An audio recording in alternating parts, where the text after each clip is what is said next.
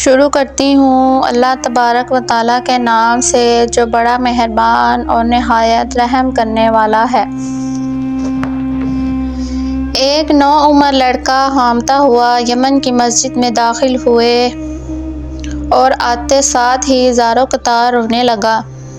لوگوں نے امیر المومنین سیدنا مولا علی کو اطلاع دی تو آپ فوری مسجد میں آ گئے اور لڑکے سے رونے کی وجہ پوچھی۔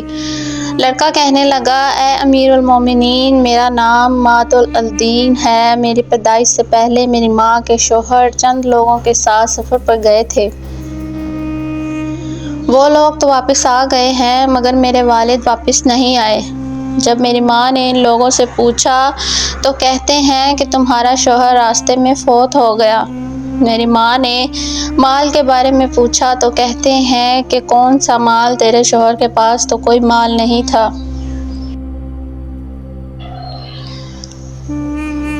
حالانکہ میری والدہ کے شوہر تجارت کے لیے گئے تھے اور ان کے پاس کافی مال تھا۔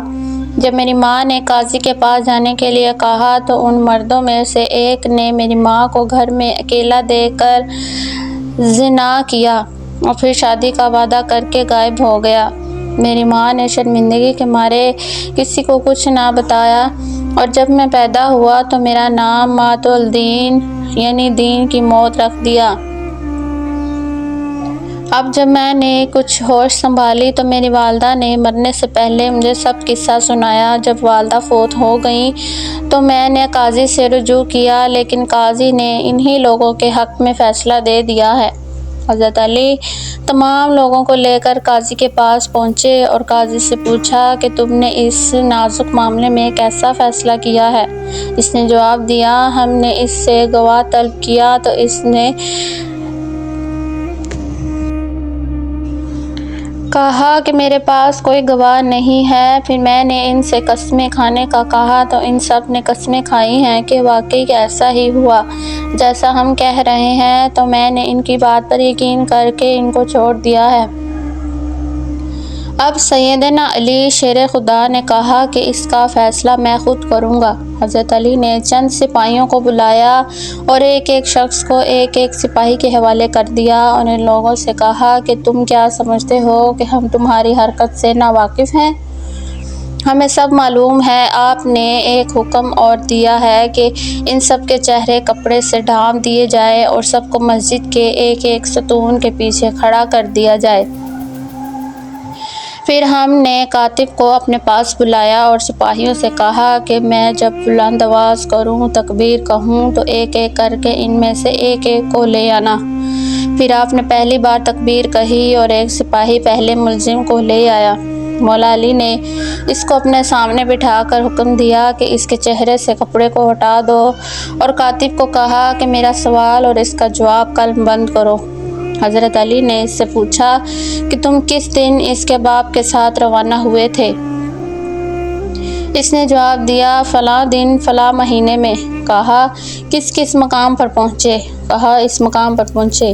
تو سیدنا علی نے پوچھا کہ مرنے والے کو کیا مرض لاحق تھا؟ اس نے بتایا کہ فلاں مرض لاحق تھا۔ پوچھا کتنے دن بیمار رہا؟ اس نے بتایا کہ اتنے دن۔ پوچھا کس دن مرا؟ تو اس نے کہا فلاں دن۔ اب ساری باتیں کاتب نوٹ کر رہا ہے۔ پھر حضرت علی نے ایک اور کو سوال کیا کہ جس دن مرا تو اس نے غسل دیا، کس نے اس کے کفن دفن کا فریضہ ادا کیا اور کس نے نماز جنازہ ادا کی؟ اس نے کہا کہ فلاں آدمی نے۔ کاتب نے سب نوٹ کیا۔ یہ سارے سوال مولا شیر علی خدا نے اس سے کیے۔ اس سارے مکالمے کی آواز باقی کسی ملزم کے کانوں تک نہیں جا رہی تھی، وہ سب اس سے بے خبر تھے۔ حضرت علی نے دوبارہ بلند آواز میں تکبیر کہی اور اس کے ساتھ ہی دوسرے ملزم کو پیش کیا گیا۔ حضرت علی نے دوسرے ملزم سے سوال پوچھنا شروع کیا اور کہا کہ تمہیں کیا لگتا ہے ہمیں کچھ معلوم نہیں؟ ہمیں سب معلوم ہے۔ اب اس نے سوچا کہ اس سے پہلے ہی سب کچھ بتا دیا اور وہ کہنے لگا کہ میں ان کے ساتھ ضرور تھا مگر میں اس قتل میں راضی نہیں تھا۔ باقی سب راضی تھے اور ان سب نے مل کر اس نوجوان کے باپ کو قتل کیا ہے۔ اب یہ ملزم کا اعتراف بیان وہ کاتب اور مسجد میں بیٹھے سب لوگ سن رہے تھے۔ اب اگلے ملزم کو لایا گیا اور اس نے بھی اقرار جرم کر لیا۔ اس طرح آتے آتے سب ملزموں نے اقرار جرم کر لیا کہ ہم سب نے مل کر اس نوعمر لڑکے کے شوہر کو قتل کیا ہے اور اس کا مال آپس میں بانٹ لیا۔ انہی میں سے ایک شخص نے یہ قبول کیا کہ میں اس لڑکے کا باپ ہوں، میں نے زنا کیا تھا اور پھر وہاں سے بھاگ گیا تھا۔ اس طرح حضرت مولا علی نے پیچیدہ کیس کو اس آسان طریقے میں نپٹایا اور پھر حضرت علی نے اس نوجوان کے حق میں فیصلہ سنایا، قتل کے بدلے قتل اور زنا کرنے والے کو سنسار کر دیا۔